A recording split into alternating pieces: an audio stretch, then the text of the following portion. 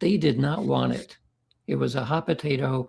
They especially did not want it after it became publicly known, because Yeah. then in many ways, the value of a classified program is that it's not publicly known. So there's no way in the world the CIA is going to be running a publicly known program. They wanted to get rid of it. So they put together this panel to review all the data. To their surprise, the two scientists said, yeah, the experimental evidence shows it's pretty good. But then they added the but. The but was, but it doesn't look like it was useful, wasn't practically useful. Huh. Well, that part was simply wrong. And Yeah. one of the reasons for that is that the operational mission data was still very highly classified. So they didn't have access to that. They only had access to the experimental work. Now we know somewhat more about the agencies that used that service. We still don't know much about the operational missions because they were going to remain classified forever, because they involved people and events and things that you just don't talk about. So yeah. So I mean, this is nothing new that government agencies will do whatever it takes in order to get rid of a program or to start a program or to spin a tale. The other part is that all during the Stargate program, as I talk about this in the book as well, at one point in the mid 1980s, the Army, whose motto at the time was "Be all you can be," and so they had commissioned studies of methods said to enhance human performance. That was the name of their program. One of which was parapsychological phenomena. So they had people review it. They had only skeptics to review it. Nevertheless, they still ended up saying, well, maybe the Army should actually pay attention to things like telepathy and maybe even fund it. That's what's written in the report.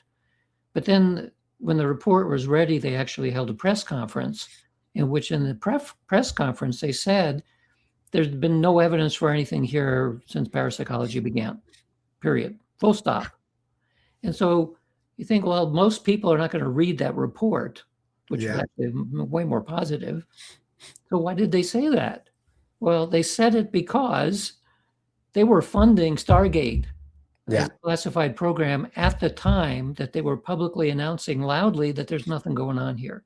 So The what is stigma machine, right? disinformation, right? Yeah. Same thing has gone on with UFOs and probably lots of other things. So if you're in the midst of creating a program that's actually turned out to be useful, you don't want anybody to be paying attention to it. So you'll say very loudly, and the press doesn't know any better, so they'll just echo it, saying, no, there's nothing going on. Yeah.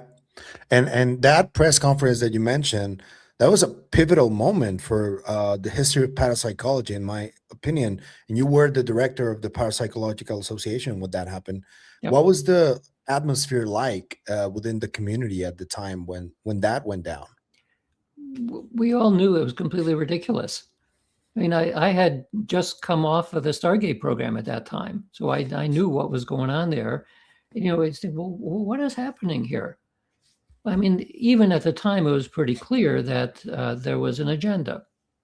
And their agenda was deflection. I mean, that's nothing new either. We see it all the time in the way that Washington works. It's always deflection. Something nasty is over here. Well, let's do something so that people don't pay attention to it. And that's what it was. So, so what else is new? So the downside of all of that is you can understand sort of why they did it.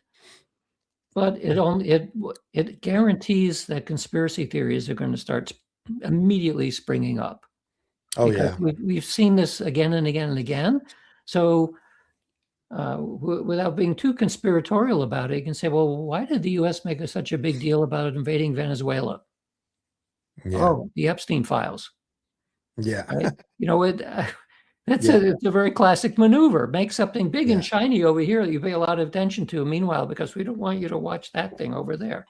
And they also want the oil. Let's face it. That's also true. I mean, yeah, that's just the icing on the cake. But but still, I mean, that's really I think damaging in the long term for the way that government operates, because you need people to believe that somebody's telling you the truth. And if after a while you get the idea that basically nothing that's being Yeah. told is true, well, Yeah. now you've lost everybody. That's why you need to put troops on the street, right? Yeah. Kind of force people to accept what you're doing, even though everybody is like, you got to be kidding. So again, Yeah. I'm sorry to talk about politics, but we're right in the No, midst you're of it right fine. now. So yeah, I mean, there it Yeah. is. No, you're fine. And completely understood though. I live in Tijuana, right in the border. And I grew up basically in a binational kind of community because there's a lot of people, friends of mine that are Americans. And yeah, they're also experiencing a lot of trauma because of everything that's happening. And Yeah. no, this is a safe space to talk about anything really. I do want to keep the conversation in the 80s because there were a few conferences going on at the time. And I wanted to ask you if you ever knew about this or if you attended those. There's a very, by this time, a little mythical picture because I've been researching Jacobo Greenberg, as I told you on our exchanges of emails, the doctor that developed this synergic theory, and he did that transfer potential paper that we talked about. He was in a conference right here, if you can see in the screen, right here in the bottom right, it's Hmm. Jacobo. But Hmm. those other three are John Keel, Jacques Vallée, and Dr. Andrea Pujarich. And Yep. it was like, whoa. So these conferences were happening.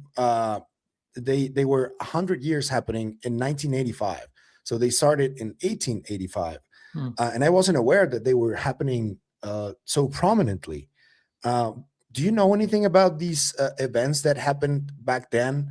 And what can you tell me about uh, these events if you ever read up on the history of psi and phenomenology in general? Because yeah. Where were these conferences?